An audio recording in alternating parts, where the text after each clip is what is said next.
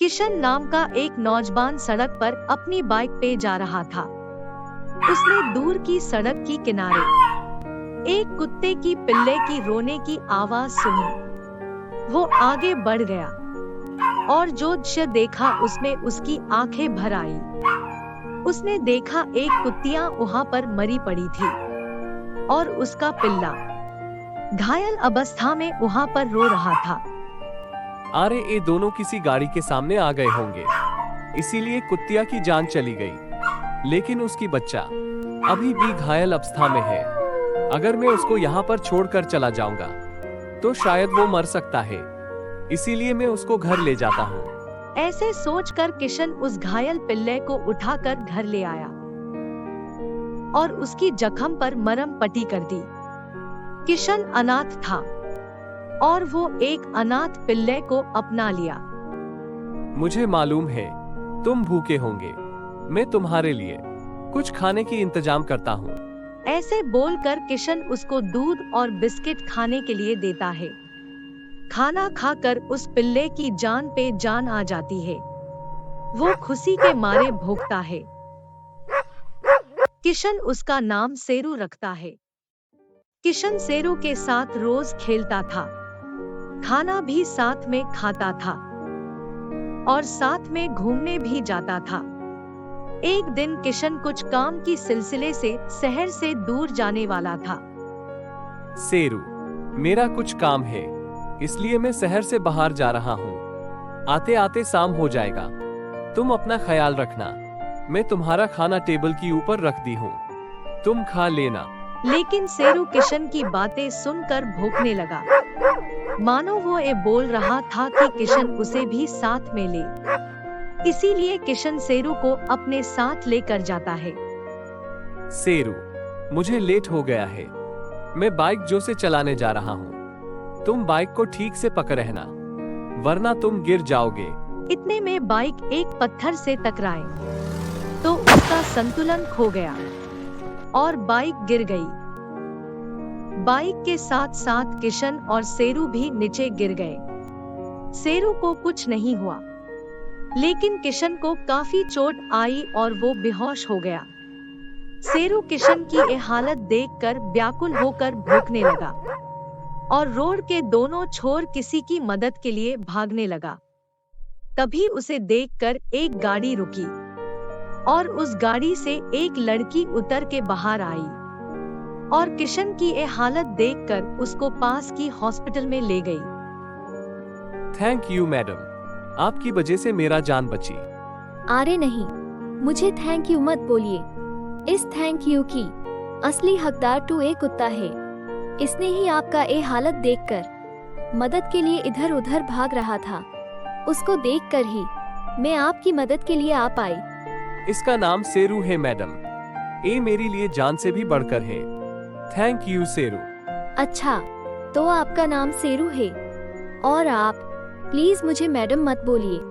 मेरा नाम राधा है, आप मुझे राधा बोल सकते हैं। और मैं किशन। अब मुझे जाना होगा, मैं कल फिर से आऊंगी। बाय सेरू, बाय किशन, अपना ख्याल रखना। अगले दिन राधा फिर से हॉस्पिटल आती है। वो किशन और सेरू के लिए खाने के लिए फ्रूट्स लेकर आती है। धीरे धीरे किशन और राधा के बीच हंसी मजाक और दोस्ती बढ़ने लगती है और वो दोनों एक दूसरे को पसंद करने लगते हैं। और कुछ ही दिनों में किशन पूरी तरह ठीक हो जाता है और घर लौट आता है। किशन, तुम यहाँ पर बैठो, मैं तुम्हारे लिए सूप बना कर लाती हूँ। राधा बहुत प्यार से किशन के लिए सूप बनाती है। सूप बहुत टेस्टी है Radha, thank you so much. Kishan, तुम यहाँ पर अकेले रहते हो?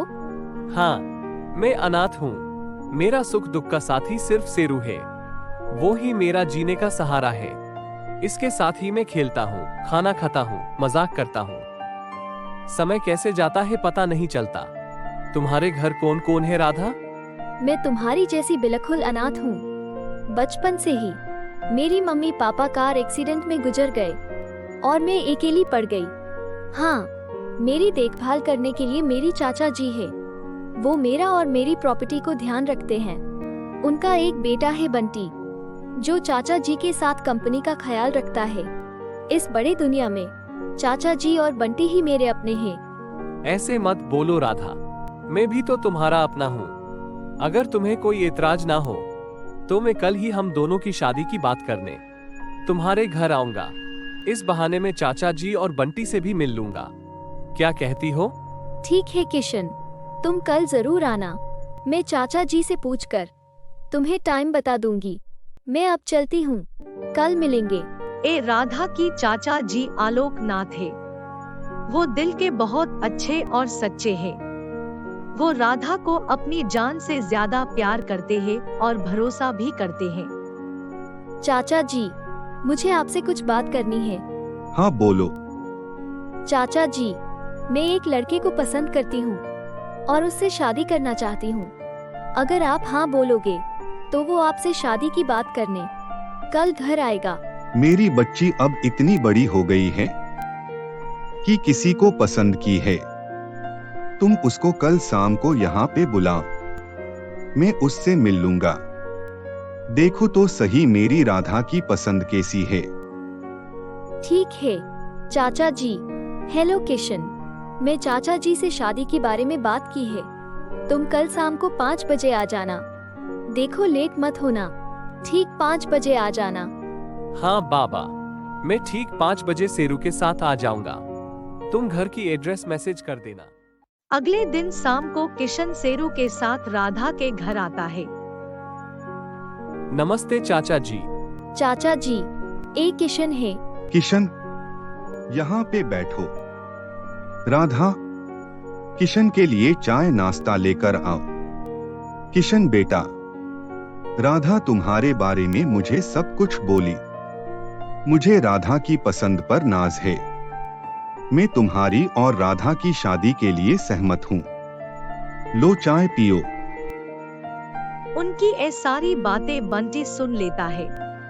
बंटी दिल का बुरा होने की साथ साथ राधा को बिल्कुल पसंद नहीं करता था। क्या राधा की शादी होने वाली है? नहीं, ऐसा नहीं हो सकता। अगर राधा की शादी हो गई तो ये पूरी जायदाद उसकी और उसकी पति के नाम हो जाएगा। मैं ऐसा होने नहीं दूंगा। शादी होने से पहले मैं इस लड़के को मार दूंगा। अरे बंटे, तुम आ गए। आओ इससे मिलो। ये किशन है, राधा की होने वाला पति और इस घर का दामाद। हाय, आपसे मिलकर बहुत खुशी हुई। राधा हमेशा आपके बारे में बोलती रहती है। मुझे भी बहुत खुशी हुई तुमसे मिलकर। 2 दिन के बाद राधा की बर्थडे है। उस दिन हम तुम दोनों की एंगेजमेंट कर देंगे। एंगेजमेंट? उस दिन ही तुम्हारी जिंदगी का आखिरी दिन होगा किशन। 2 दिन के बाद राधा की बर्थडे पार्टी होती है। घर मेहमानों से भरी हुई थी। तभी बंटी सबसे चुप कर घर की अंदर आता है और हॉल में लगी हुई झूमर की रस्सी काट देता है और वहाँ से चला जाता है। ए सेरू कहाँ चला गया? अरे किशन, किसे ढूंढ रहे हो? बंटी, सेरू को। पता नहीं वो कहाँ चला गया। थोड़ी देर पहले तो मेरे पास था, अभी पता नहीं कहाँ चला गया। सेरू तो अभी हॉल की तरफ भाग रहा था। वो हॉल में होगा। अच्छा ठीक है, मैं उसे लेकर आता हूँ। जा जा किशन, वहाँ पर सेरू नहीं, तेरा मौत खड़ा है। आज तेरी जिंदगी का आखिरी दिन होगा। उधर झूमर की रस्सी टूटने के कारण झूमर धीरे धीरे नीचे की तरफ आता है। तभी किशन वहाँ पर पहुंचकर सेरू को ढूंढता है। वो झूमर की ठीक नीचे खड़ा होता है। तभी सेरू वो सब देख लेता है। वो जोर से दौड़कर किशन को धक्का मारता है। किशन वहाँ से कुछ दूर पे गिरता है और बच जाता है और झूमर नीचे गिरकर टूट जाता है। अरे ये झूमर अचानक से कैसे गिर गया? थैंक्स सेरू, तुमने मुझे बचा लिया। इतने में झूमर की टूटने की आवाज सुनकर राधा, आलोक और बंटी वहाँ पर पहुँच जाते हैं। किशन क्या हुआ? ये झूमर अचानक से कैसे गिर गया? किशन सारी बात राधा और उसकी घर वालों को बताता है। थैंक्स सेरू, तुमने किशन को बचा लिया।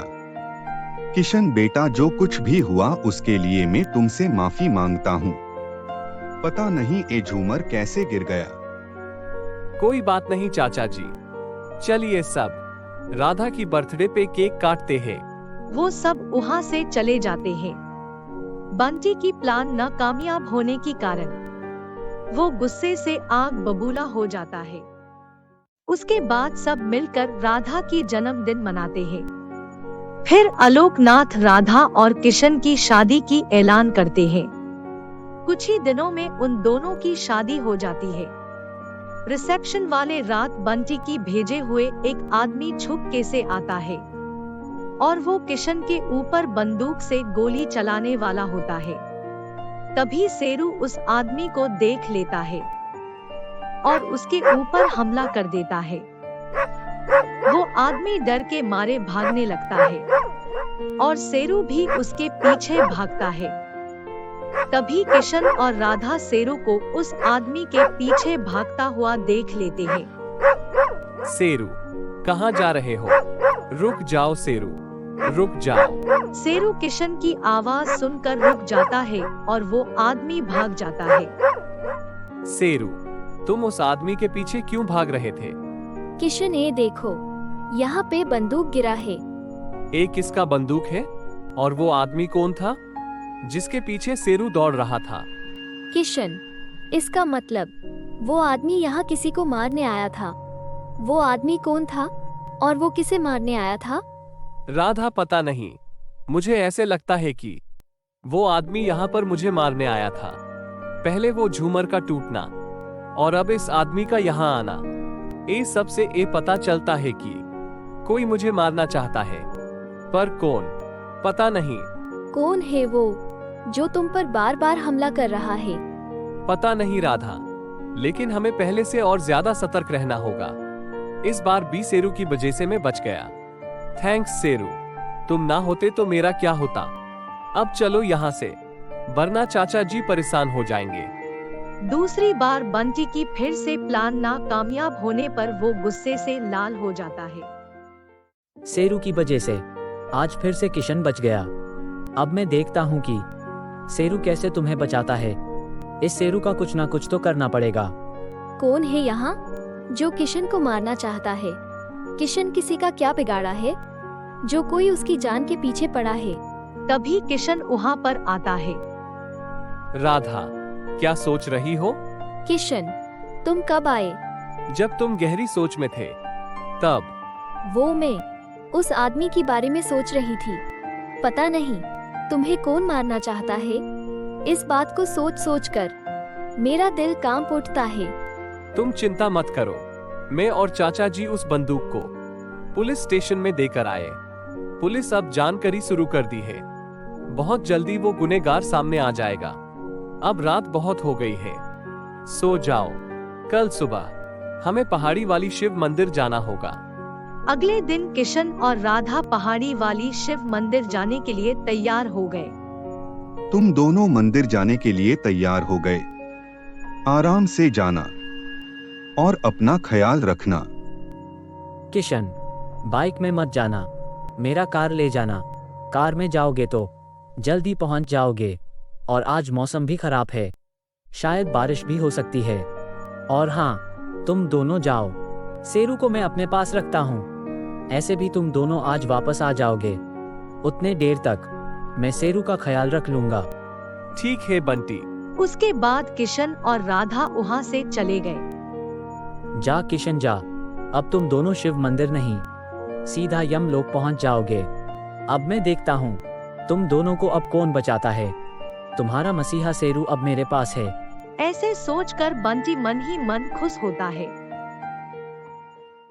किशन और राधा बंटी की कार में पहाड़ी वाली शिव मंदिर जाने के लिए निकल पड़ते हैं। उनके जाने के बाद बंटी शेरू को एक कमरे में बंद कर देता है। उधर कार की ब्रेक फेल होने के कारण किशन गाड़ी को रोक नहीं पाता और कार जाकर एक पेड़ पर टकराकर पहाड़ की गहराई में गिर गई। किशन और राधा गाड़ी से निकलकर एक पेड़ पर अटक गए। कोई है, बचाओ हमें। किशन, अब हम यहाँ से कैसे निकलेंगे? डरो मत राधा, हमें मदद के लिए ऐसे ही पुकारना पड़ेगा। किशन और राधा मदद के लिए पुकारने लगे। उधर शेरू को पता नहीं कैसे किशन मुसीबत में है वो जान पाया। वो बार बार भौंकने लगा, लेकिन कमरे का दरवाजा नहीं खोला। इसलिए शेरू खिड़की से कूदकर बाहर आता है और दौड़ दौड़ के वो किशन के पास पहुंचता है।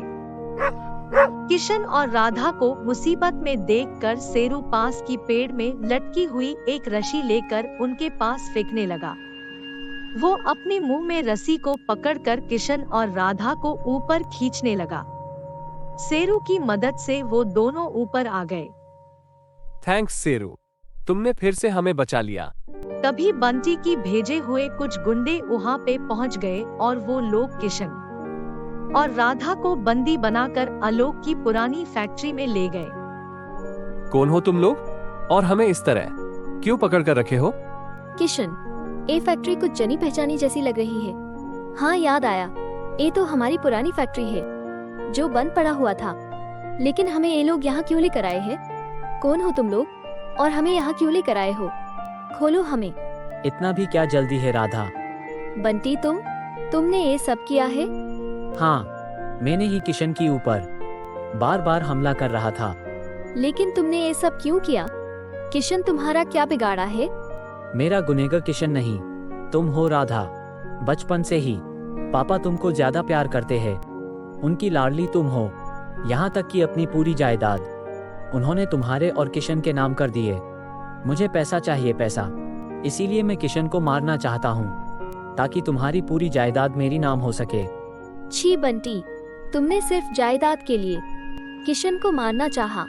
तुम अगर मुझे बोलते तो मैं ये पूरी जायदाद तुम्हारे नाम कर देती। मुझे तो ये भी नहीं पता थी कि चाचा जी ने अपनी जायदाद मेरी नाम की है। ये सब की अब कोई फायदा नहीं है। मैं अब पहले इस शेरू को मारूंगा क्योंकि ये बार बार किशन को बचाते आ रहा है। उसके बाद तुम दोनों को। ऐसे बोलकर बंटी बंदूक से शेरू को मारने जा रहा था।